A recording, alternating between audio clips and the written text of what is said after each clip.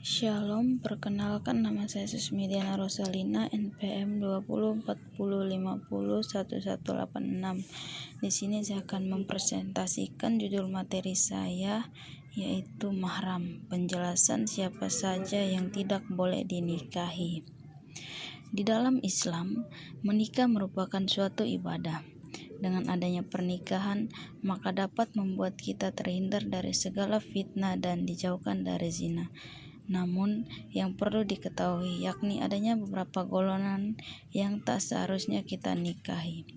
Hal tersebut tertera dalam surat An-Nisa ayat 23. Dari ayat di atas disebutkan beberapa mahram. Berikut rincian. Yang pertama, ibu-ibu kalian.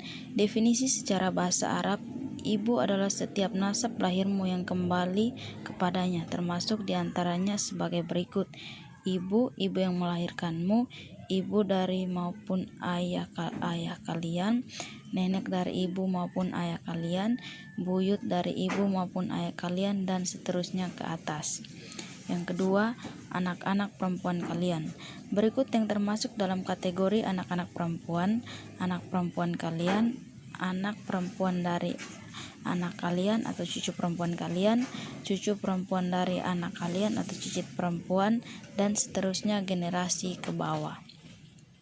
Yang ketiga, saudara-saudara perempuan kalian.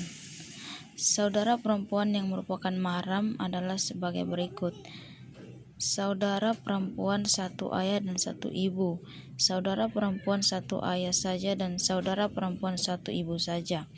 Jika ayah kita menikah dengan dua wanita, berarti anak-anak dari istri-istri ayah kita termasuk mahram yang tidak boleh kita nikahi.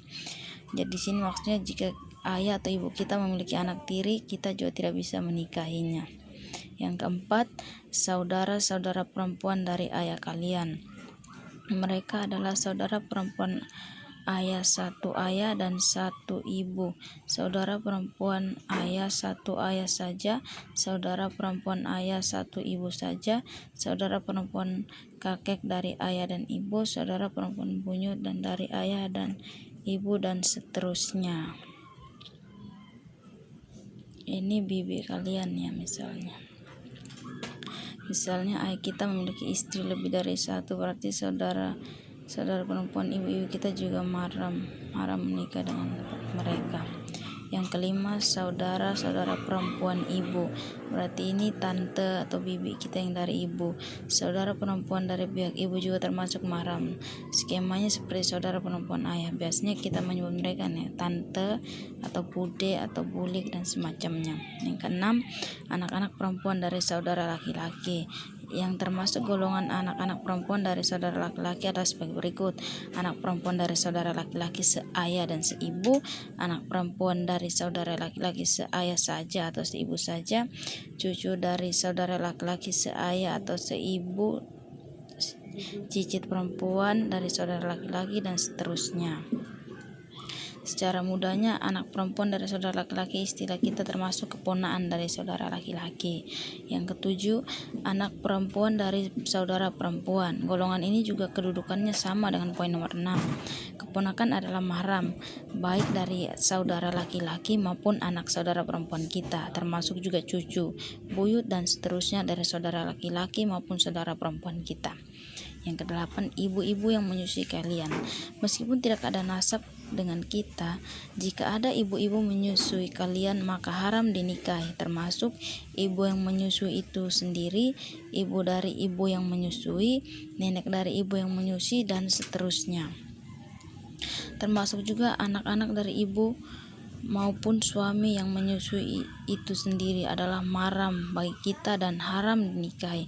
Oleh karena itu, menyusui bayi tidak boleh sembarangan agar tidak terjadi masalah dalam pernikahan kelak. Makanya jangan hanya karena kita kasihan kita menyusui, tapi kita tidak tahu kedepannya seperti apa, siapa tahu ada yang salah dinikahi kan.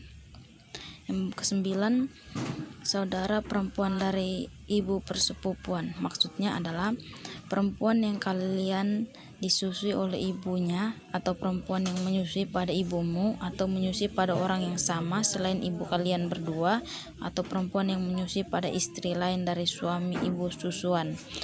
Sekali lagi, permasalahan saudara susuan ini sangat pelik. Para wanita harus berhati-hati menyusui seorang bayi. Meskipun merasa kasihan pada bayi tersebut, jangan sampai kita menikah orang yang seharusnya tidak boleh kita nikahi. Yang ke-10, ibu istri-istri kalian atau mertua. Ibu dari istri-istri kita disebut dengan mertua, maka termasuk nasab ke atas adalah mahram kita. Nenek dari istri, buyut dari istri, dan termasuk begitu juga dengan ibu susuan dari istri, dan seterusnya. Kedudukannya sama dengan ibu kandung dari kalian. Ini walaupun hanya ibu susuan, tetap mertuanya ke atasnya pun kita tidak boleh nikahi. Yang ke-11, anak-anak dari istri yang sudah kalian campuri. Anak-anak dari istri kalian yang berada dalam pemeliharaan kalian dari istri yang sudah kalian campuri, akan tetapi jika belum dicampuri dan sudah cerai atau meninggal, maka boleh dinikahi. Dalam masyarakat kita menyebut anak tiri. Jadi seorang laki-laki yang menikah dengan seorang wanita yang sudah mempunyai anak berarti ada hubungan terhadap anak-anak istri seperti yang telah disebutkan. Yang ke-12, istri-istri dari anak-anak kandung atau menantu. Istri dari anak-anak kandung disebut menantu. Seseorang tidak boleh menikah seorang wanita ketika sudah terjadi akad nikah dengan anak-anak kandungnya.